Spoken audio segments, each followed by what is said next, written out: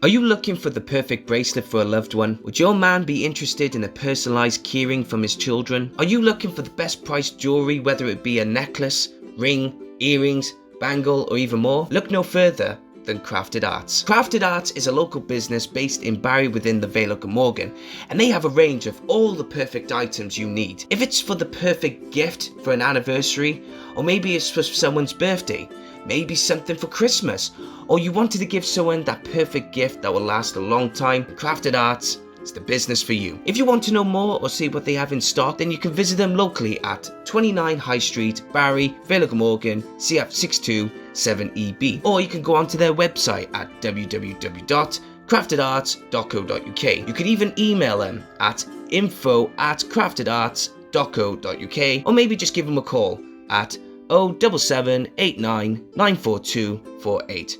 Trust me, it's worth it for the perfect gift. The best thing about Creative Space is that we don't just want to encourage people in being creative in TV, film, or even theatre. We also want you to be creative in a variety of other things as well. So do you want to have experience in making jewelry? Do you want to pick up a hobby but do not know what to take or where to start? Then look no further than the Vale Jewelry Workshops. Vale Jewelry Workshops provides the best experience in teaching you how to make the best sterling silver jewelry. They will help you make a range of silverware including rings, bracelets, and many more pieces. You will learn the basic silversmith skills such as soldering, texturing, shaping, and lots more. Not only do the workshops provide the experience for adults, it also provides the best experience and fun for children as well. So if you want to learn on how to make sterling silver jewelry, and if you're very interested, go onto their website at www.valegewelryworkshops.co.uk or get in touch with them via email at info@valegewelryworkshops.co.uk or even phone them at 07789 794248. Hey guys, how's it going? My name is Rhys Deans of Creative Space Podcast, and today I have a special treat for you. Normally I don't do any visual episodes unless I have a special episode, but because this is the up and coming one, I had to post this one visually because it was such a delight and it was very funny. Now, some of you may or may not know, but if you are a fan of Pokemon, then you are aware of Jason Paige, who sung the theme music to Pokemon. I grew up watching Pokemon and I loved the theme music, and then also he's performed with so many giants of the music industry like Liza Minnelli, Loaf and Michael Jackson, and there's a few visual aspects of the podcast. Now, normally I do my podcast recordings via Zoom, so I get the visual format as well as the audio. Now, and again, I always tend to upload my audio content rather than my visual, but this one had to be up visually, and you will understand the reason why. So without further ado, it's me and Jason Paige on Creative Space Podcast. I've had so many people asking me to try and get you on my podcast. It just goes to yeah, it was like a lot of people were big fans of Pokemon, obviously loving the I love the backdrop. Absolutely love the backdrop right there. There we go. Oh man, let me just see what's my volume doing. Here we go. Happily. I mean, of course, we've all heard you on with the Pokemon theme, and we know you've done singing, you've done acting, but I wanted to know what was the reason behind you wanting to go into the career of music anyway? What was the genuine reason? Fun. I mean, we want to express ourselves. We are naturally expressive human beings. We make things out of our imagination with our voices, with our hands. The whole world besides nature, everything that we see around us is made by someone's imagination and through their voice and how they express themselves. And so the music is one way that we express ourselves. And I just found that fun and wanted to continue doing it. So that's what I'm doing. And what would you say is the first working job you ever had when you got into music? Was it the Pokemon theme music, or was it something else completely different? I was I think in music, the first, well, you talk about jobs, you're talking about getting paid to do something. when that's really not, not the way that I saw the work. I was doing magic on the streets of New York City at age 14, and I would, I'd stand on the street and I'd take a quarter and I'd make it disappear, and I would. Oh, Oh, that's it's kind awesome. of hard with the screen flipping around like that. But I got approached by a manager, and the manager sent me out on auditions, and I did TV commercials, and I started a band, and that band was outside of my high school training, which was Music and Art High School, the fame I want to live forever high school that taught us how to sing classical music. They didn't teach us how to sing pop or rock. I had to do that on my own. But my band was produced by the first band when I was like 15, produced by the guitar player of none other than somewhere on here, Blood, Sweat, and Tears. Oh, I can't look. It's not. It's virtual, so I can't. I can't see. I sang. Here he is. Blood, Sweat, and Tears. The guitar player Steve Katz happened to get in touch with my drummer's father and produced my first band. Now that was a musical professional situation. I didn't actually get paid for it, but the band was being produced by the guitar player from Blood, Sweat, and Tears. Oh my God, a band that I only had heard. I mean, I've obviously on the radio my whole life growing up until age 15, but I went to the Blood, Sweat, and Tears concert in utero, in the womb, when I was, I think I was probably about 4 months in, old. I wasn't even 9 months to come out yet. Uh, that's Blood, Sweat, and Tears. You make me so very happy. And so that was my first, I think, feeling like I'm a professional musician. This guy's producing my band, and I didn't make any money with that band for another 6 years. But that band went on to be produced by Paul Stanley of Kiss, to be produced by Bernard Edwards of Chic for Imago Records, and that's when we made money. Imago Records paid us to have us for a year and then drop us, which is what happens with most bands and record deals. And then after that, I got into the jingle world where I was doing sessions for other people outside of the band. And that led to, I don't even know what the first jingle was I did, but I've done so many. It was probably I don't know, a Gatorade commercial, or I can't even remember. It was in the mid '90s, mid 1994 was when I started singing jingles. But the band stuff was in 1984. So I'd been a pro, not making too much money for 10 years until the band came along. That's pretty much it. Yeah. Did- I was looking into some of the notes, and you've been in a couple of productions, and These I notes. was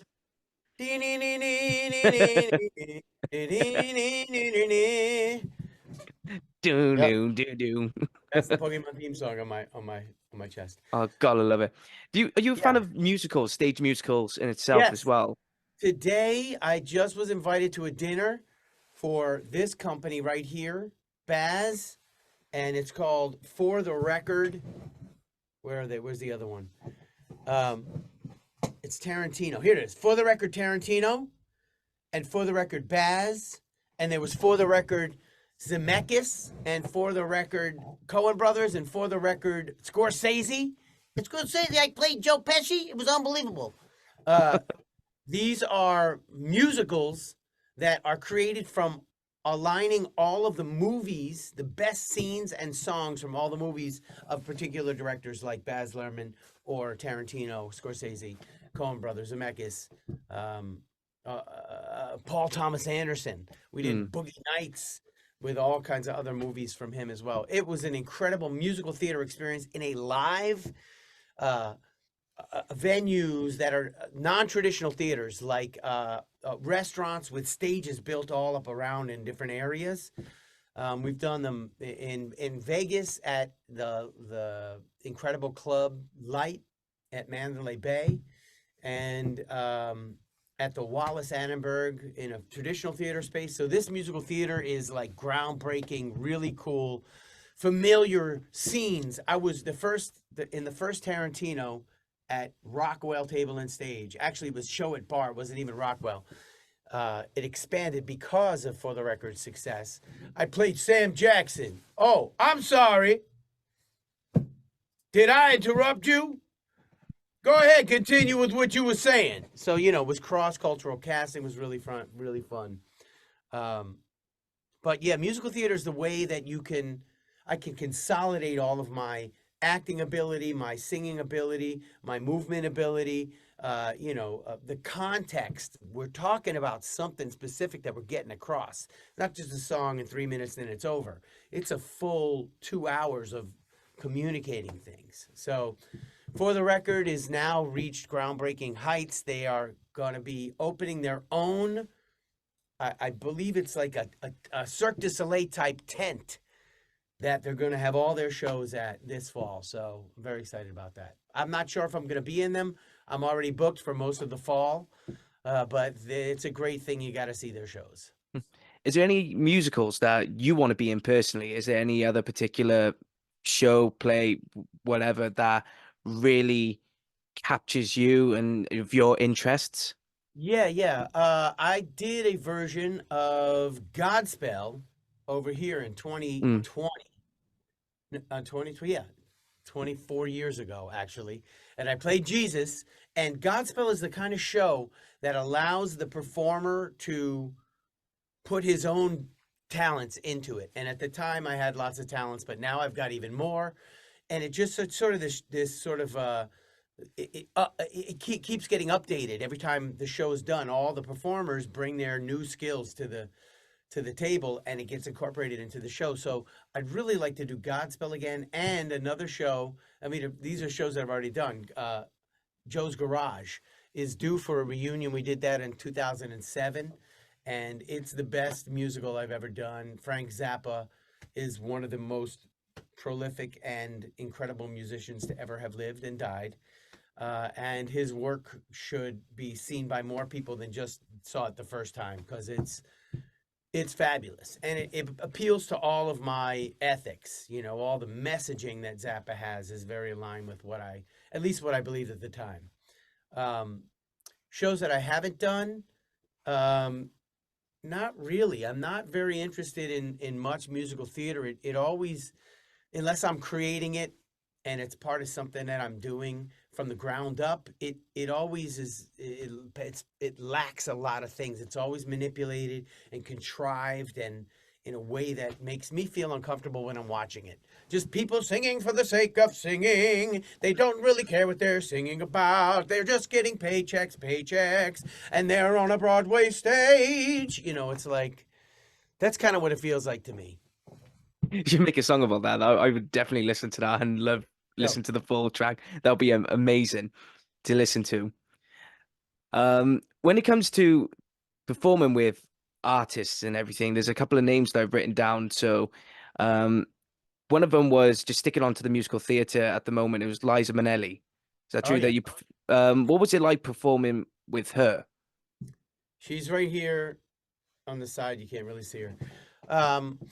It was incredible. I first met Liza Minnelli as I was auditioning to be one of her background singers. I didn't get the gig, but I was at her accompanist's house with 3 other guys in the room, and she didn't really care about how we sung. She just wanted to hang out and catch our vibe and see if we could lift her and carry her around the room efficiently. She wanted to do all these poses and get walked around the room while we were holding her up. It was kind of nuts. I was like, this woman's crazy, but she was just so eccentric and wanted to do all these crazy things. Then later on, I sang backgrounds for a whole bunch of people at Madison Square Garden at an event that was like a radio promotion tour, where all the radio stars of the time, Destiny's Child, Shaggy, Usher, would all come in and mix with old artists like Gloria Gaynor and these other people, that this producer of this event, David Guest, had access to all these old people and the new people in the radio world. He wound up marrying Liza Minnelli, And I got to sing at their wedding, and I got to sing at their reality TV show that followed them through their crazy relationship. At their apartment, they had superstars perform at their apartment, like Ray Charles. And then Liza Minnelli sang at Michael Jackson's 30th anniversary. And then she did her own concert at Town Hall, which I sang backgrounds for as well. So I had quite a bit of experience with her, and it was really amazing to see her like be this crazy person in the private world, and then when she got on stage, to just be totally aligned and sharp and focused and clear. It was it was phenomenal. It was like, and then it wasn't even about like her singing, like the technical part of her singing, because she was delivering these songs like they were a meal, and it didn't matter if there was a little more sugar, a little more salt. The technique of hitting the notes and when she hit them didn't matter, because she was bringing you the nutrients of the song, and those nutrients were in her intention and her delivery. And that's kind of what I try to do, and I try to get the technical parts right as well. But you know, it's not it's an experience that you're having, not a series of notes and melodies and beats that you have to hit. You know, Mm. and that's kind of how musical theater sort of trains you, because you're not just up there doing a song. You're doing a song that's about this character that just went through this experience that he's now has to sing about. You know, so even in a concert, I try to bring that, and that's what Liza brought. Mm. What about Meatloaf? Because I read somewhere that you did a bit of work with Meatloaf as well. Love Yeah, it. I've had a couple experiences with Meatloaf. One was his album, singing backgrounds on the album. Now, I would come in as he was going out. So we didn't sing together. I just sang after he left. I sang all the background parts. I doubled vocals. I sang harmonies on top of him. I'm on just about every song on that Meatloaf record. And then I got hired to sing on a Meatloaf TV show called Rock in a Hard Place. I don't know if you know that, but that there you can find clips of this online. He's a host. He hosts the show. He asked the question, "What Meatloaf song was the third song on the track from this particular record?" And the person has to answer. And then if they when they answer whatever they answer correct or false, they play the little clip of the song. Now, in these questions, there's hundreds of questions and hundreds of answers. They don't have the money to buy the actual song to play. So they hired me to sing the vocals for 150 what was like 250 little 15-second snippets of all these popular songs, including 2 Meatloaf songs. So Meatloaf didn't even sell them on his own TV show, his own song. Instead, when the answer was the Meatloaf song on the Meatloaf hosted show, it was me singing the Meatloaf song in the voice of Meatloaf. Very strange, but those are my 2 Meatloaf experiences. And you mentioned Michael Jackson as well. You did the 30th anniversary concert, and that must have been, and you did the rap version for Black or White, which is Yeah, absolutely amazing. gangs, clubs, and nations, cause of grief and human relations. Yeah, yeah. What was it like though to do the concert? And I bet the first time you were called up or approached to say, "Do you want to work on a Michael Jackson concert?" I bet someone would cut your hand just to go, "Yeah, I'll do that." Yeah, it was very surreal. The same producer as those radio shows was the producer of the Michael Jackson show. So the band had already been sort of established, the primary members of the band. Of course, the Michael Jackson part had a full orchestra and choirs and all kinds of different people added. But I was called by the musical director, and he said, "Hey, we're doing the Michael Jackson show. If you could get a few people together, we need to get a good vocal group. Hopefully you can do it." And I was like, "Yeah, I could do it. Oh my God." And I could call a couple of my friends who I could tell them, I could actually leave them the message. "Hey, Luther, Just want to see if you're available for this gig. It's with a guy. His name is Michael Jackson. Yeah, he's got two shows. The 7th and the 11th. I hope you could do it. Let me know. I'll tell you about all the pay and all of that if you're available. So let me know. All right, bye. Literally to be able to make a call like that to like 3 or 4 people that I got to join uh, in the group with us was incredible to have that to make those calls. The show, of course, you can watch it online. Unbelievable amounts of energy in the room. The crowd is screaming. What you don't see online is that the songs were 3.5, 4 minutes. The applause was 15 minutes, 20 minutes sometimes in between song one and song two. It was incredible. The thing was like 3.5 to 4 hours long to get through the 2 hours of music because half of it was applause. Unbelievable, unbelievable energy in the room, and uh, to get to sing all the songs that the popular artists sang to Michael as he sat in the front row. Whitney Houston, Usher, and Ray Charles, and all these other incredible in sync artists came and sang Michael Jackson songs to him. So we got to watch them while we sang with them. They sang Michael songs. And then the Jackson 5 did their reunion, and we sang the backgrounds for the Jackson 5. They're dancing around, they can't be on the mic singing. They need backgrounds, even though they're all there singing. And then we sang the backgrounds with Michael for the third part of the set, and that was unbelievable because those are the classic Michael Jackson songs that the applause was almost louder than the music. There's no way to explain that. In that room, there was so much energy. It's like the Niagara Falls of concerts. If you've ever been to Niagara Falls and you see the energy of that water flowing over, unstoppable amounts of organic, natural energy. This came from from human beings creating on the stage, and it came from human beings being there, experiencing what human beings were creating on the stage and what that human being had created for decades prior in their lives individually, which is kind of what a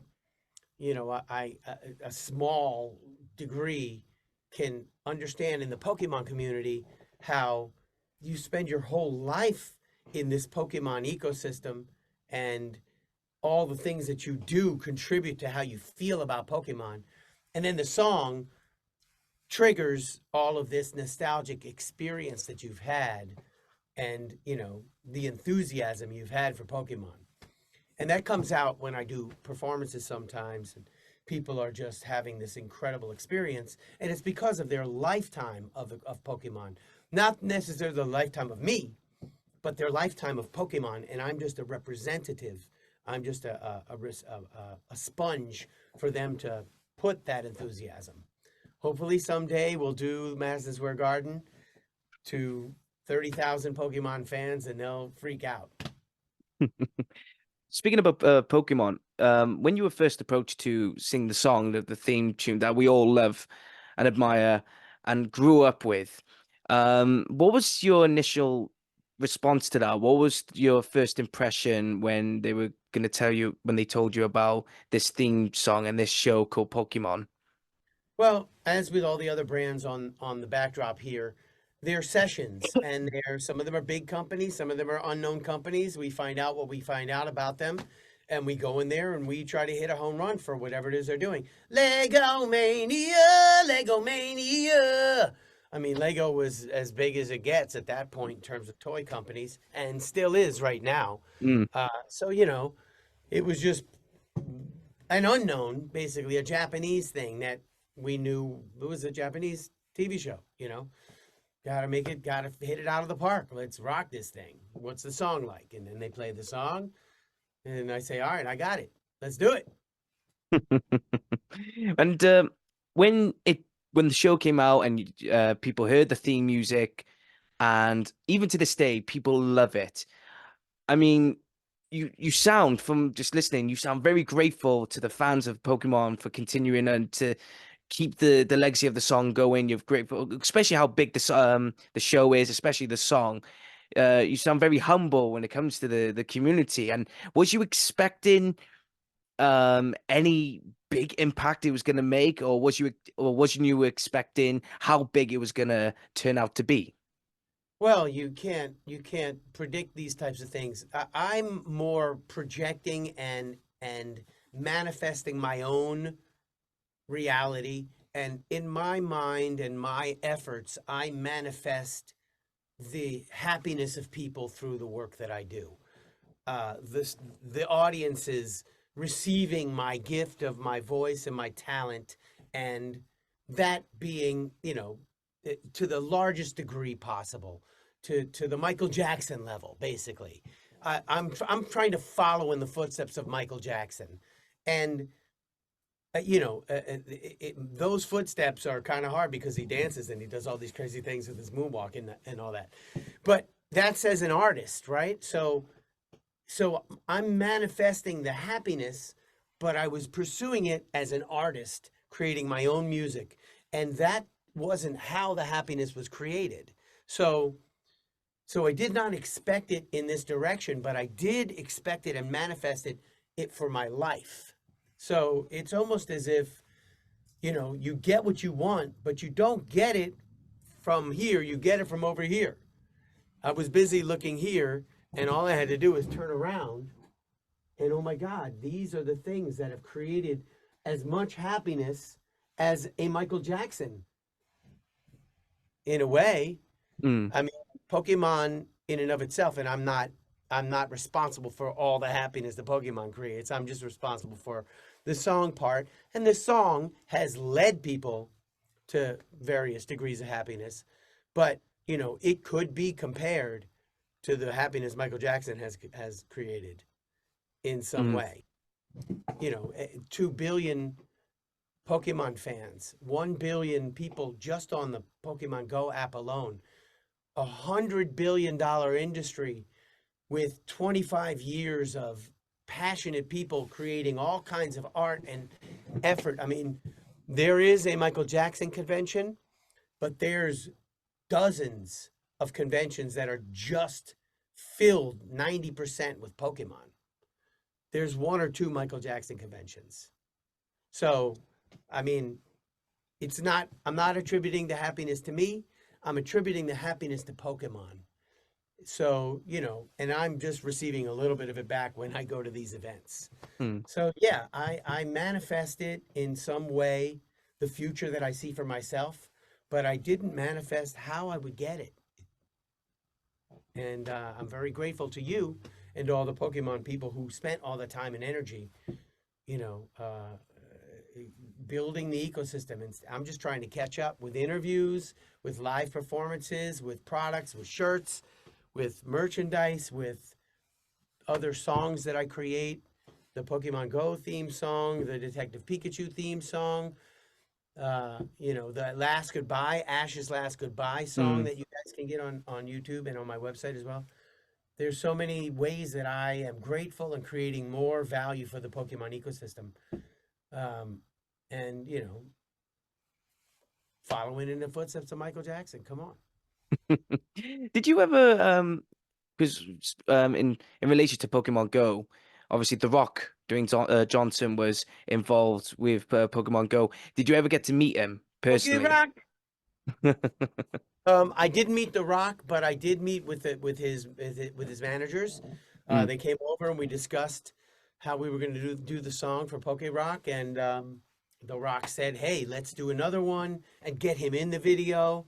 So we did a video for it. It wasn't just the song that was at the end of some of the main uh, Pokemon Go YouTubers had a little segment where they couldn't catch The Rock.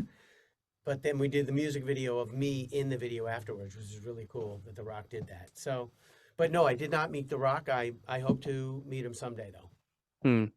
And I'm just noticing on some of the projects that you're working with in the background, and one of them was catching, well, two of them. are catching my eyes, and that's obviously the Muppets and also Sausage Party, which I Oh yeah. remember. I remember I had to turn it off because my little sister was was only a kid. She thought it was like a, a, a random children's quote unquote children's film, Yeah, and it exactly. turned out it wasn't the case. But what was your involvement with the sausage pie then? Uh, Sausage Party, the first song where they're trying to get out of the store. I'm like 6 or 7 different characters in that. Different, I'm like the teriyaki sauce, and I'm the avocado, or I'm the, what is it, the Brussels sprouts, and I'm Mm. the hot dogs, and there was like 4 guys that did all of the characters in that, and there's like 30 characters, so really cool scene, and yeah, only let your kids watch the first few minutes. Yeah, and it's like, yeah, that's it now. That's the experience Same done. thing with the Muppets. I'm in like Life's a Happy Song where there's someone by your side to sing along. That scene and some other backgrounds of other scenes throughout the movie. I play various characters. Life's a fillet of fish. Life's a like a lamb. Different people in the scene stepping out, singing a line here and there. A lot of those characters are my voice. Hmm. School of Rock, if I could see it as well. What was your involvement in the School of Rock? School of Rock, I sang More Than a Feeling in the School of Rock TV show. Um, Once again, just like in the Rock and the Hard Place, when TV shows have to use an actual song, they try to get a sound-alike version of it for less money than the actual song. So they wanted to use More Than a Feeling in one of those episodes, and instead of buying it from Boston for $40,000 for the 30 seconds that they want, they just hire me and I do it for a fraction of that.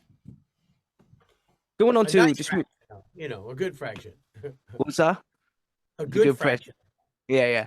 And with all the projects that you've done in the past, and having a look at majority of them, was there ever one that really stood out for you that as the proudest moment aside from Pokemon? um, uh, I think that um, that's a really hard question. Pride is a sin. Hmm. When that's like, look at what I just did. This is the best thing. I'm the best. I'm proud of this thing. I know that you don't mean it like that, but that's still how I see that word. Um, I think there's a satisfaction that we get from something when we use our full set of skills in an environment that supports us. Um, and in that, it's not even on the board. The thing that I did that used me in my most powerful way was an offshoot of the For the Record Tarantino, For the Record Baz Luhrmann. That venue was called Rockwell Table and Stage, and I was very popular in that venue because of these shows. So on New Year's Eve, we did a Rocky Horror Picture Show, New Year's Eve version, in which I played Frankenfurter, and I just led that room from 2013 to 2014. Then I did it again from 2014 to 2015. Then I did it again 2015 to 2016. And those performances were me embodying the fullest, passionate performance I could possibly give in an amazing character, Frankenfurter, in an amazing space of people that really wanted to be taken there, and I could take them there. And they were, they were there to have that experience and go into the new year. So you have all that expectation, that anticipation of being that first kiss at New Year's Eve, and all of the different things, the party, the excitement, the energy, the thirst for life, and how great your reality can be. And I was able to be the centerpiece of that show, and the centerpiece of most of these shows in that space at the time. So the audience already trusted me and knew me and went with me when I had them all doing things that only Frankenfurter would have people do. And a couple of last questions, and thank you once again, You're welcome. Jason, for taking the time to speak to me. Now, you are an incredibly busy person, and you've done all these projects in the past, but is there any projects that you look forward to doing in the future? Oh my God, there are so many things happening. The store is blowing up right now. I'm going to go to Georgia for a tour with a band. I'm headed to Philippines to do my full concert. And that full concert, it also incorporates some of my EDM music that is going to be released this year. It's EDM rock and it's all original, and some of it's out already. You can get it, Jason Paige and AIN0, I know, DJ I know, on all of the music platforms. I'm just going to be supporting that music and performing it at festivals and get more. Right now, I go to all these events, and 90% of the time is me signing autographs. I want 90% of my time there to be spent singing for people and performing for them, because that's my true talent, my true value. Yeah, I'm a good autographer, but that's not the thing.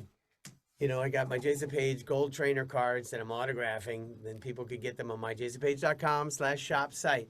But I'd really prefer if people just downloaded my music and came to my concerts and had that experience that way. And next week I'll be at American Dream Mall in New Jersey. And, you can stay tuned on my website for all the different things that are coming up that I'll be doing. Different merchandise like the shirts, the hats, the art. I'm also doing art on hats, art on shirts, and art on cards. Artographs is what I call them. So there's lots of things that I'm doing that I am very excited about, and more will be coming out in the future. And last question for you, and Jason, is how do you look back on your career so far? I look back like this.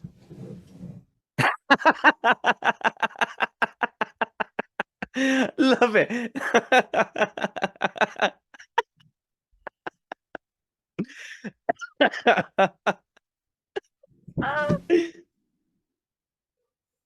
I got to tell you, that is the best answer and the best response I ever had with that question. No, that was absolutely brilliant. I'm ready to go. You set me up for that one, bro. I know. And do you know what? I'm glad. I'm glad I did. That is absolutely awesome. Oh, that was absolutely fantastic. Are you looking for the perfect bracelet for a loved one? Would your man be interested in a personalized keyring from his children? Are you looking for the best priced jewelry, whether it be a necklace, ring, earrings, bangle, or even more? Look no further than Crafted Arts. Crafted Arts is a local business based in Barry within the Vale of Glamorgan, and they have a range of all the perfect items you need. If it's for the perfect gift for an anniversary, or maybe it's for someone's birthday, maybe something for Christmas, or you wanted to give someone that perfect gift that will last a long time, Crafted Arts is the business for you. If you want to know more or see what they have in stock, then you can visit them locally at 29 High Street, Barry, Vale of Glamorgan, CF627EB, or you can go onto their website at www.craftedarts.co.uk. You could even email them at info@craftedarts.co.uk, or maybe just give them a call at 07789 94248. Trust me, it's worth it for the perfect gift. The best thing about Creative Space is that we don't just want to encourage people in being creative in TV, film, or even theatre. We also want you to be creative in a variety of other things as well. So do you want to have experience in making jewelry? Do you want to pick up a hobby but do not know what to take or where to start? Then look no further than the Vale Jewelry Workshops. Vale Jewelry Workshops provides the best experience in teaching you how to make the best sterling silver jewelry. They will help you make a range of silverware, including rings, bracelets, and many more pieces. You will learn the basic silversmith skills such as soldering, texturing, shaping, and lots more. Not only do the workshops provide the experience for adults, it also provides the best experience and fun for children as well. So if you want to learn on how to make sterling silver jewelry, and if you're very interested, go onto their website at www.veiljewelryworkshops.co.uk or get in touch with them via email at info@veiljewelryworkshops.co.uk or even phone them at 07789 794248.